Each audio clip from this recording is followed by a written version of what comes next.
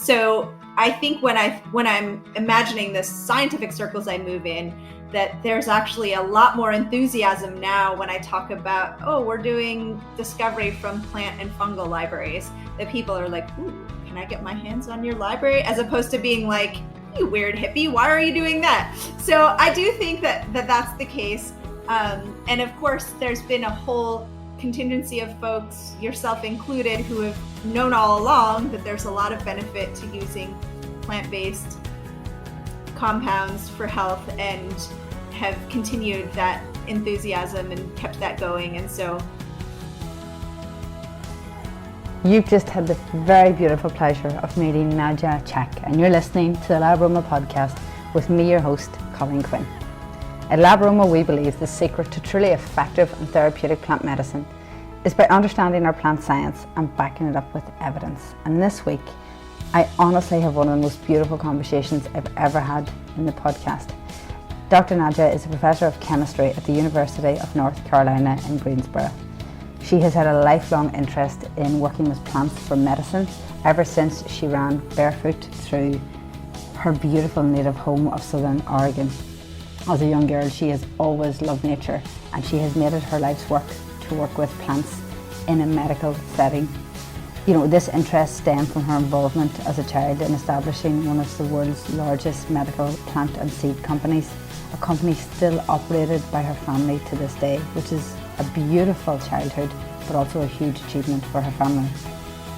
Dr. Cech leads a dynamic, research group in UNCG, which focuses on the synergy and complexity when working with plant medicines. What she works to do, and you will see in the podcast, is to make the complexity of medicinal plants and you understanding their synergistic benefits something we can all understand, and ideally something we can understand in a way that we then can use in our own lives with our own health and with our clients. She is passionate about this work, and that passion is apparent in today's episode. So please sit back and get ready to enjoy a beautifully insightful and passionate conversation with Dr. Nadja. So Nadja, thank you so much for joining me on the LabAroma podcast. I'm delighted to have you with me today. It's great to be here. Thanks for having me. So I want to get straight to the start. Your childhood sounds so incredibly fascinating. I can only imagine what it was like. Can you tell us a little bit about growing up and just surrounded by plants and your parents' passion for it, and what was it like? It was a wonderful start. I feel really lucky to have had that. I was born, actually technically born in Iowa, but my family shortly after I was born decided that they wanted to be in a different environment with their kids. And my parents were both children of the 60s, and they had this idea of going off grid and living off the land, and that's what they chose to do. So they had very little experience with any of that, both having grown up in cities. And they got a bunch of goats, and they found a farm in the mountains of coastal Oregon and moved there with us. It was very isolated, and their main focus was to find ways to be as independent as possible and grow their own food and have livestock. And we were also surrounded by forests. So I had this wonderful combination of spending a lot of time in the garden with both of my parents, and had my own garden starting when I was about 4 years old. I had strawberry plants that I was very passionate about, and they produced strawberries. And this was a very important, exciting thing to see, planting a strawberry plant and then producing strawberries for me. I think that was pretty transformative.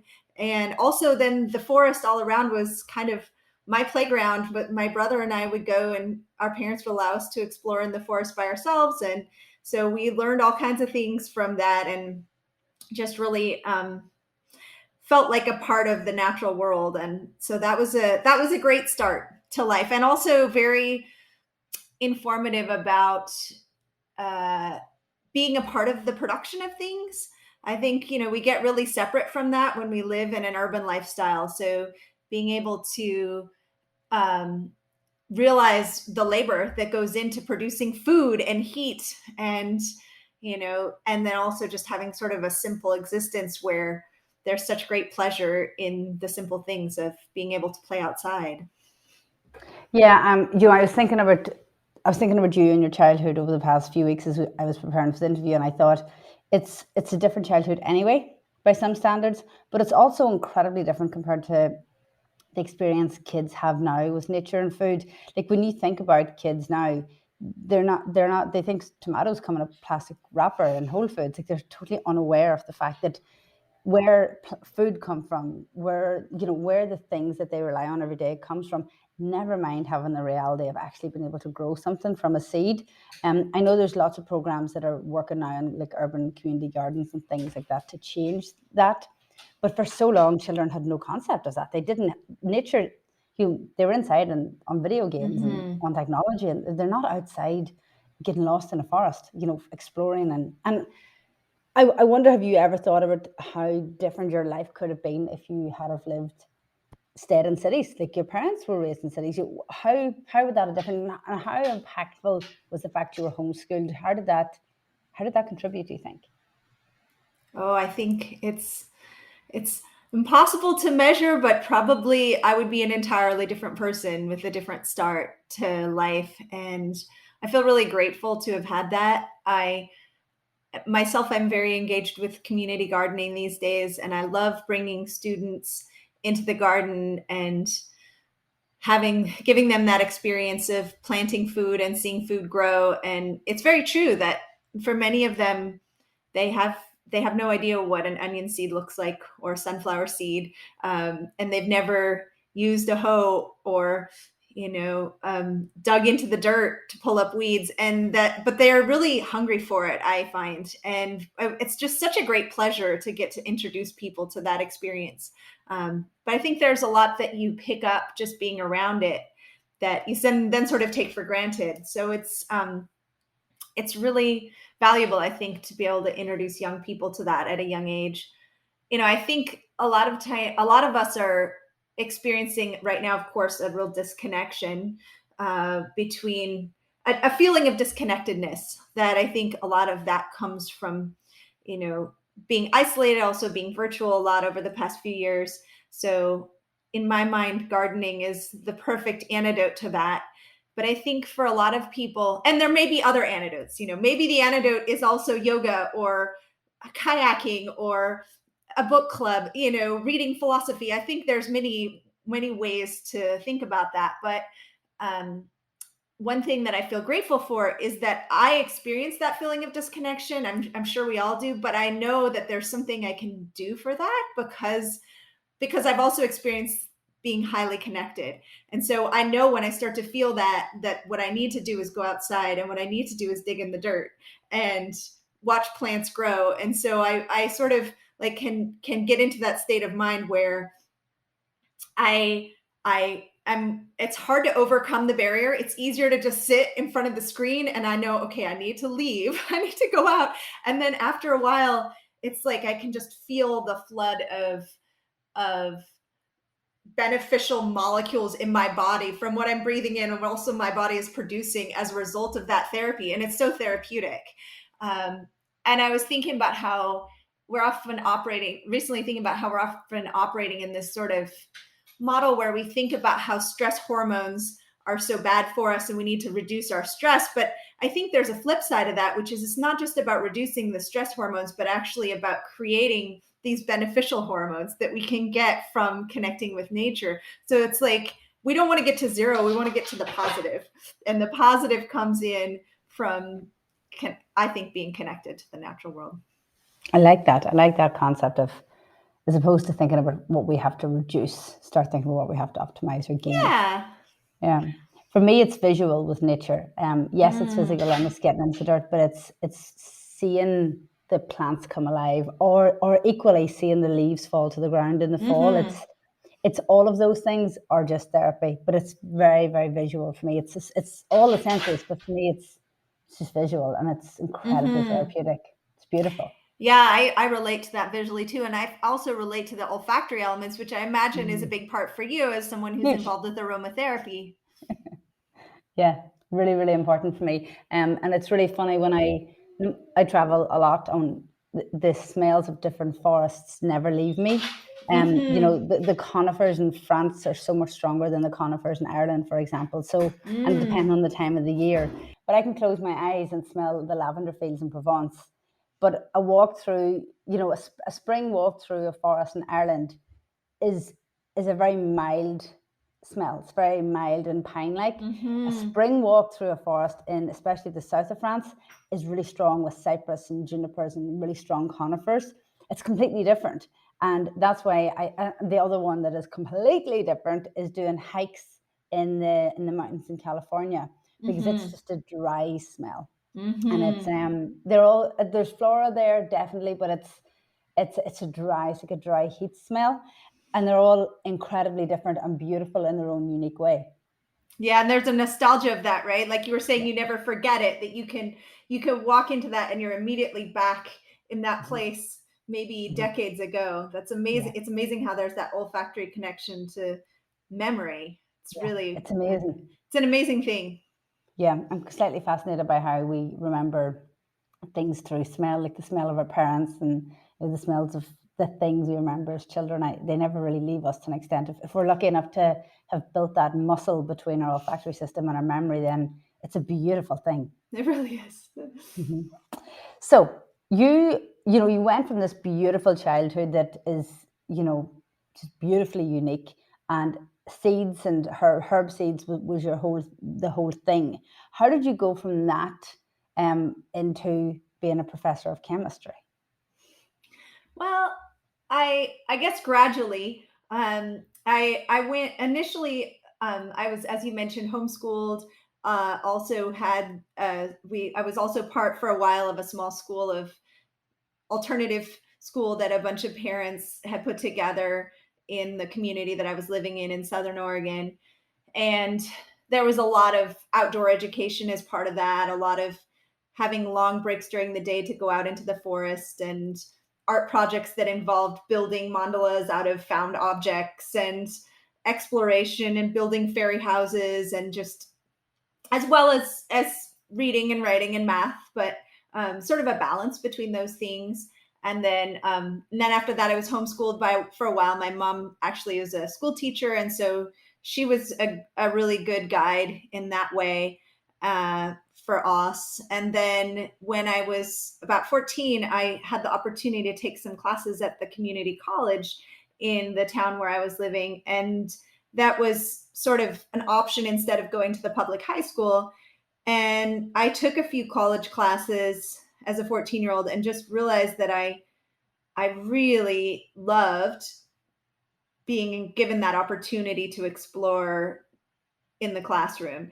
And perhaps I partly loved it because I wasn't burned out on doing it up until then. But suddenly taking philosophy and studying Spanish and chemistry and math was just really fun for me. And I had just wonderful teachers who were really, I was a non-traditional student, being a lot younger than the other students, but they were very welcoming of me. That classmates were very welcoming. It was a very supportive environment for me to begin to explore academics. And I found my fellow nerds, and realized that there was a part of me that was really interested in being able to understand more of the mechanisms by which the things that I observed in nature were happening, and asking those questions about why this happens and how it happens, and starting to understand that on a molecular level, taking chemistry.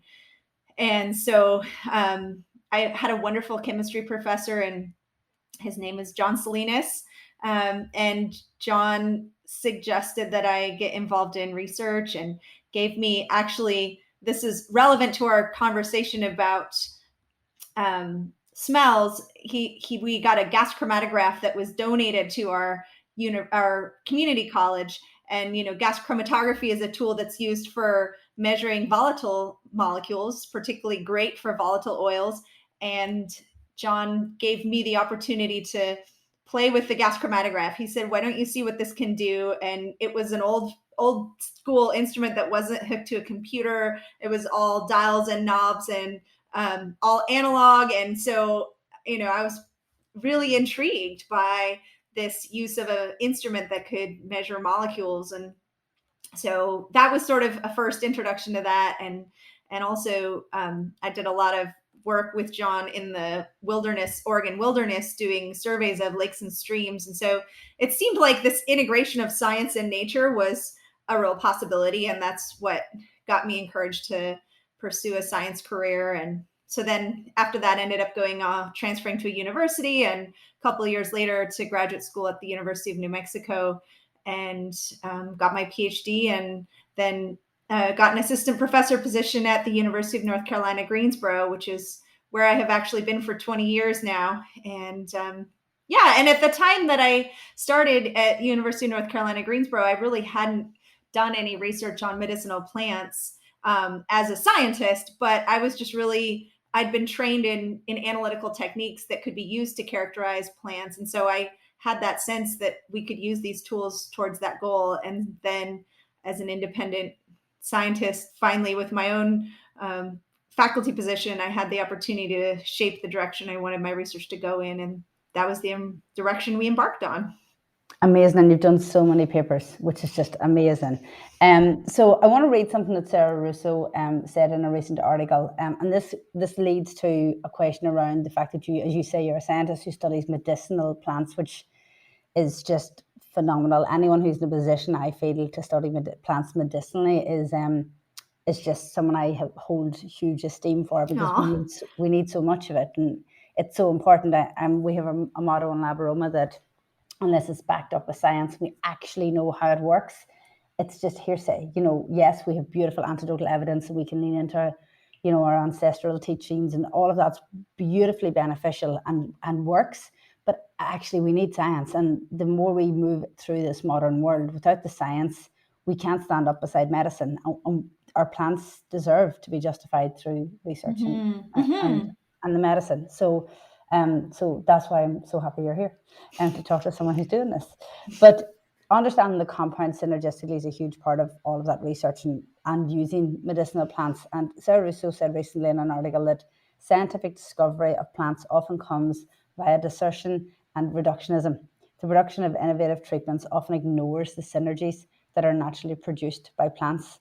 Do you agree to that? And how important do you feel the synergy of our plants is? I wish I knew the answer to that question. I've actually been working on a paper for the past couple of weeks that's talking about exactly this issue, and I've been really trying to capture the problem is that we don't really have the right tools to study the synergy of the multiple molecules that work, that idea, that sort of central dogma or philosophy of alternative plant-based medicine, which is that you've got multiple molecules that are working to achieve combined benefits, and that ignoring that and focusing on single compounds is really missing out on the whole story. And that really resonates with me. It really makes sense. But I think the challenge is that because we have a limitation in the tools to study that, both the tools for the chemical characterization, but that's getting better. And that's kind of been the world that I've been in, is finding ways to more comprehensively look at all the molecules in a mixture and try to capture that complexity, and then also to try to study which ones are necessary to achieve an effect. So, we're improving on that side of things. But one of the really challenging aspects of that is that it's so hard to model what's going on in a human when you're reduced to experiments that can be easily conducted in a laboratory. So it's really hard if you're taking isolated cells, say, from the human body, isolated immune cells, and trying to model what happens with an immune response in a human, where, you've got the person consuming the plant or breathing it in, it's being modified by the body, it's being distributed in different ways. The different molecules in that complex mixture are all going different places. Are they getting there at the same time? There's multiple different types of cells in the body that are all interacting. And then there's the process of metabolism and absorption, and all of this is happening. And somehow you're trained to model that in a test tube with isolated cells. And so I think what happens is that sometimes we miss out on the synergies that would be happening in a human because our model is too simple.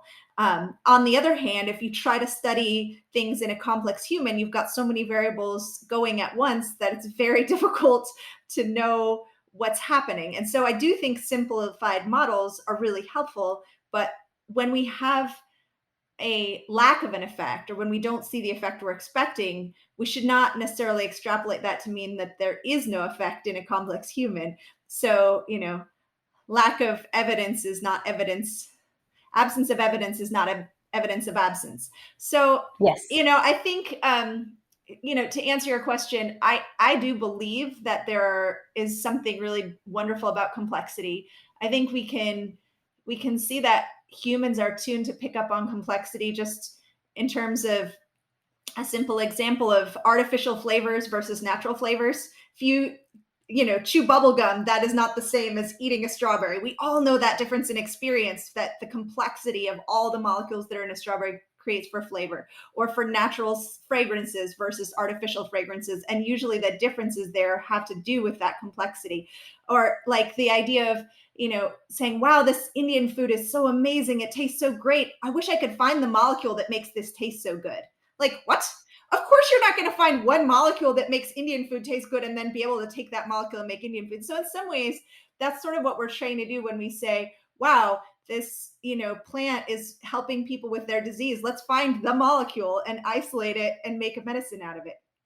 On the other hand, there are some really wonderful examples of antibiotics and cancer drugs that come from, well, from natural sources, from fungi, from plants, that are really effective. So I don't want to just completely throw that out. But getting back to your question, I do think that synergy and complexity are important. I think that it's very hard to find ways to truly pinpoint the complexity of what's going on when a complex human consumes a complex plant, and that it's sometimes when we don't know what's happening, it's because we don't have the right tools to study it. And then if we don't have the right tools to study, it's hard to say how widespread this phenomenon is that we can't observe. So Yeah, it's a and mystery. It's an unknown. it is an unknown. And one of the greatest things I hear is when you speak is that as humans we're so complex, and pharmaceuticals have the same problem as we have with plants, and that there's so many variables, and it's one of the reasons that women are studied so much less, because we're even more I don't want to call us complex, but even more interesting. Oh yeah, a little more complex. Yeah, due to all our wonderful hormones that rage through us. I think all of that's a huge factor, but I'm also so aware, and I'm going to take a stab and assume you're going to agree with me here, that, indigenous and ancient cultures have been using plants synergistically for years. When you think of things like, ayahuasca and frankincense being used together, there's endless examples of plants that are used together, and fungi, and loads of things that are used. Where, and we don't question that. Like, we don't question that works, because they've been doing it for so long. And we lean into that a lot, especially I find more and more, and maybe it's with age, I'm certainly reading a lot more and seeking out a lot more information on, entomobotany and what was happening long before we came along with our microscopes and trying to figure things out. Do we know why, or do you have any thoughts on why the Western mind and plant knowledge has become divided in a sense, or just not in a line? When you say divided, you mean the division between the Western approach versus the more indigenous approach that focuses on complexity? Yeah, I think those divides are unfortunate. It becomes very politicized when that's not particularly helpful to any of us. Certainly, there are some really exciting cases where you have single molecules that come from natural sources that are highly potent and highly effective in contexts where people once would die, right? Like, without antibiotics, we would have a lot of unnecessary deaths. And when you compare how an antibiotic works to how, let's say, a plant-based antimicrobial agent works, there's definitely, in my experience, a difference in the potency there. Plants are a little more gentle, They're going to work a little more slowly. And in some cases, that's probably better. For example, if you're talking about a skin condition and you're trying to use an antibiotic and you're wiping out the natural microbiome, potentially creating imbalances, potentially leading to fungal infections, there's so much that can go wrong there. But then also, if you've got someone with a severe systemic infection and they don't get access to an antibiotic, they could die. And I think that's where a lot of the fear comes in with practitioners of Western medicine, is there's a fear that there's going to be a crisis that could be addressed with a Western medicine, and people are going to be afraid to use that, or hesitant to take a therapy that might be helpful to them. But then what isn't talked about is all the cases where there are severe side effects and deaths that are due to these Western medicines. And so there's an assumption that somehow the FDA approval process has made Western medicines entirely safe, and that the lack of FDA approval process makes sort of these more holistic therapies unsafe. And I think that's a misunderstanding. There's, in my opinion, of course, I straddle both worlds, right? So I feel like there's value in both. And of course, having this politically charged and all or nothing discourse is very unhelpful. Yeah. But And I dangerous. think, what's that? And dangerous. Unhelpful and dangerous. Exactly. So, I think there's a lot of mistrust and fear that comes in there, and fear on behalf of people who have experience with the Western medicine approach to this sort of fear that there's unvalidated health claims that people are making, or that people are getting exposed to things that are toxic because they don't know what's in the medicines that they're using. And then fear, on the other hand, of the medical profession by people who've potentially experienced mistreatment on behalf by the medical profession, but then that fear sometimes prevents helpful interventions. So, I guess maybe dialogue is really important in these things. And also, when you talk about Indigenous knowledge, I think there's a challenge that a lot of the sort of alternative medicine or botanical medicine, nutraceutical, whatever you want to call it, world now, there's a big financial motivation there for people to sell products. And so, when there becomes a financial reason, then there's sometimes, when there becomes a financial motivation, then sometimes there's people who are doing nefarious things and making claims that can't be made. And it's not necessarily informed by the thousands of years of knowledge of traditional Chinese medicine or Ayurvedic medicine. Sometimes it is, sometimes it's not, or indigenous medicine in Europe and the United States, so I guess all that to say, I think there's value to using scientific approaches, at least to make sure that what we're working with isn't contaminated, that's the right thing, and trying to back up health claims. But sometimes, again, as we were talking about earlier, it's hard to come up with a model that validates health claims that are referring to holistic impacts. And so I think also it's good not to just throw things out because they haven't been shown to be effective, at least as long as the long traditional use suggests that they're safe. And I also think that we all react and respond differently to different, whether it's pharmaceuticals or plants, we all will respond differently. And I think I see that very sharply as an aromatherapist. Some people will swear by lavender for sleeping. It's a simple example, and others just cannot stand the idea of using lavender for sleeping. We're all unique beings. Everyone's completely unique.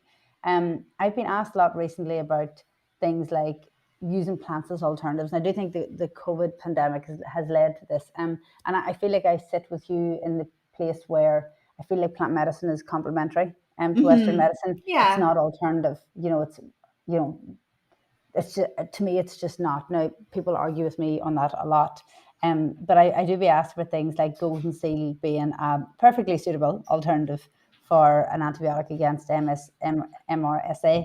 And I'm always a bit hesitant. I always defer back to medicine and say, well, those decisions need to be made alongside your medical practitioner, because it's too dangerous to just lean into a plant where there is scientifically proven medicines out there that we know work for those kind of things. I respect that people want to at least try plants first, but there has to be that common sense has to be applied to each scenario, I feel.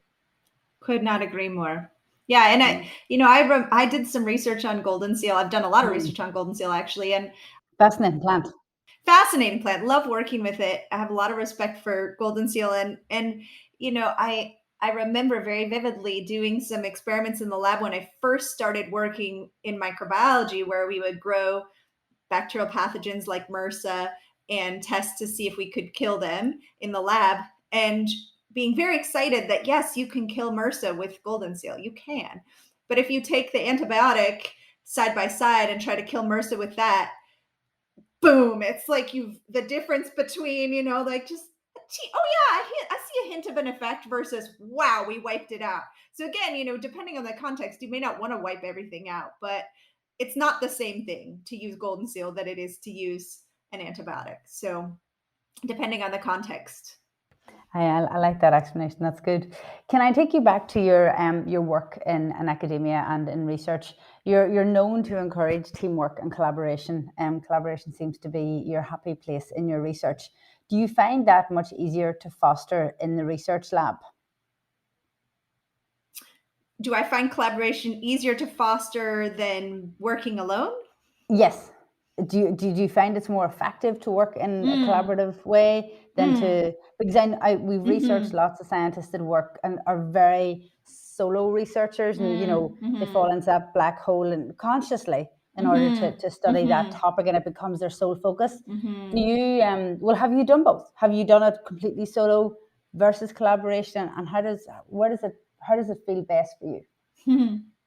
I love to work in collaborative teams. I don't know that I've ever done anything solo in my whole life. I don't know. I can't imagine. I think when we talk about things as isolated scientists working alone, it's usually just a misrepresentation of what's happening, right? And if we think about it in the larger social context, somebody grew the food that they ate for breakfast, and somebody swept the floor, and somebody was providing the heat. So, we're not ever really alone, right? But when we talk about, there's definitely a spectrum in terms of the projects that we work on between things that I can mostly do with a couple students and it's a small limited project versus something that's requiring collaborators around the world. And we lean much more towards these collaborative projects, I think, because it allows us to ask and answer much more complicated and interesting questions. So it's not easier to work collaboratively. I would say it's harder to work collaboratively. The more people who are involved, the more personalities you have to manage, the more input you have to figure out, the more you have to satisfy all these different people in terms of their expectations and what counts as rigorous investigation in their field. And if you have a microbiologist and a mathematician and a spectroscopist and, somebody who does analytical chemistry all working on the same team, they all have their own expectations of what qualifies as appropriate science. And so what we find a lot is that it takes a lot longer to get a project done if you're having all those inputs, but then the final result is far more impactful. So, it's that proverb of like, if you want to go fast, go alone. If you want to go far, go together. So it's ultimately, I think we're able to go a lot deeper and do much more interesting work in a collaborative context, but it takes time to negotiate the interests and personalities and also just to learn different fields. I've spent a ton of time in the past few months digging into multivariate statistics and trying to understand what these mathematical models are doing. That's not my training, but we really need it for a project I'm working on. But I really want to understand what my collaborators are doing to be able to explain it to my community. And that takes time. But it's really interesting and exciting. So, yeah. And I think that just shows a level of your dedication. It's you don't have to figure that out because you have people there that are doing it. But I think it's very valuable that you dig into that at some level, so you've some understanding of it. It makes the project richer, surely. It is more interesting to have some understanding. And also it's important to have people on the team who truly, this is their life. So, you have to defer to them. I can never be all things. And I recognize that. So I think a lot of times the role that I serve on projects is to be a communicator and a bridge across the team and a motivator, and trying to keep my eye on what questions we're trying to answer, and then drawing in as many people as we can to try to answer those questions. And, and that includes students as well. So it includes, scientists in different areas, but it also includes having people who have never thought about these questions ever and never been in a research lab before are part of that team. And that is a really important element of it, because they have an enthusiasm and an excitement, and they're not cynical, and they haven't given up on just the novelty and the excitement of the things that we start to take for granted after we've done them for a long time. And I think that breath of naive enthusiasm is what every team needs. So I really love working with groups that have people with a range of experience. And also, of course, then giving others the opportunity to learn how to do science. Which is amazing. I want to ask you one last question.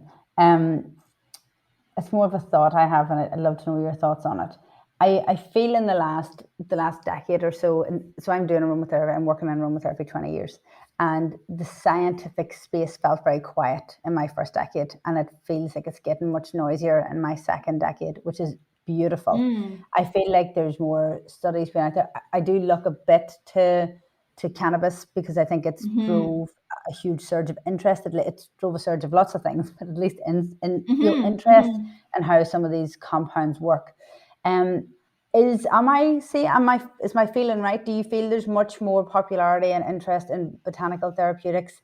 And if so, am I being romantic, but does that mean, Nadja, that there's more funding out there for research to be done? Because I know that was always an early problem. And everyone laughs when I ask that question. I'm like, because it's popular now, or more popular, is someone digging deep and giving us some money to research our plants? What's your thoughts on that? You're far closer to this than I am. Yeah, I think I agree that there's been a bit of the pendulum swings a bit if we think about people's interest in natural sources for molecules that might be medicinally useful. And I think there was a period in there where we saw at least the Western scientific, drug discovery focus was on synthetic molecules, synthetic libraries, known targets that we could screen against. And this was going to be the solution to our healthcare dilemmas. And I think sadly what we've seen is that was sort of consistent with the phasing out of a lot of the natural products discovery projects that were part of big pharma in the late 80s and early 90s. And then what we saw was that there wasn't really the return on investment that people anticipated from shifting to a synthetic focus, that nature really does create molecules that are complex and that have already evolved to interact with humans in very complex and important ways, and that we really benefit from capitalizing on thousands and thousands of years of evolution. So I think when I'm imagining the scientific circles I move in, that there's actually a lot more enthusiasm now when I talk about, we're doing discovery from plant and fungal libraries, that people are like, ooh, can I get my hands on your library? As opposed to being like, you weird hippie, why are you doing that? So I do think that's the case. And of course, there's been a whole contingency of folks, yourself included, who have known all along that there's a lot of benefit to using plant-based compounds for health, and have continued that enthusiasm and kept that going. And so that community, I think, now there's excitement that the tools are getting better for studying complex things, and we can start to maybe benefit more from the scientific investigation than we have in the past. So I think there's also more interest in the science coming from the community of more practical practitioners that are using plants for medicine. So I see both those things. When you ask the question, is there more funding? I think funding is always it's the most challenging aspect of being a research scientist. And I've been very fortunate to have funding throughout my scientific career, thanks to the National Center for Complementary and Integrative Health at the NIH in the US, which funds the kind of work that I do. And so I've had sort of a niche that I've been able to fund my research, but it's always been a struggle and a battle. And I think a lot of that is trying to frame what we do in a way that is appealing to the funding agencies and figuring out how to pitch our projects in such a way that people want to support them, and to be able to do that without giving up too much on what it is that you want to do. And that's a struggle that scientists always face. And right now, at least in the United States, funding for scientific research is pretty good. So it's a pretty good situation. But things change dramatically with shifts in global economies, and also shifts in the local government in the particular country that you're in, and how much they're interested in prioritizing research and health research. And so we also see shifts in focus of funding impacting what people do. So, for example, there's this huge focus on pain right now because the opioid epidemic. And so that's important, and it's an important topic for us to be addressing, but it also means that funding ends up getting earmarked for that. And then suddenly projects that you would have wanted to do that were focused on antibiotic discovery are not the focus, and it's hard to get those funded. So that's tough. So you're kind of always trying to figure out how to ride the wave and get your projects supported. And there's only, I suppose, so much control you have. Absolutely. There's only so much you can do. You have to be flexible, I think, and a little bit willing to pivot as the landscape changes. Such is life. Such is life. Such is life. Nadja, thank you so much for sharing your insights with us. Your work is incredible. We will link to your work in the episode notes. So if anyone wants to learn more, which I'm sure they will, they can grab more information there, and your bio and everything's there, so they can learn about your beautiful journey from you were very small to now, and your beautiful work. Thank you for everything you do, and thank you for taking the time to share it with us. Thank you, Colleen. It's been a real pleasure. I hope you enjoyed this week's episode with Nadja as much as I enjoyed this conversation. It was one of the most beautiful conversations I've had on the podcast, and I'm very grateful for her time and energy in today's episode. If you equally enjoyed it, don't hesitate to go to Spotify, iTunes or Google Podcast, where you can rate and review this week's episode, and you can also subscribe on any of those platforms so you never miss these beautiful conversations again. Until next time, take very good care of yourself.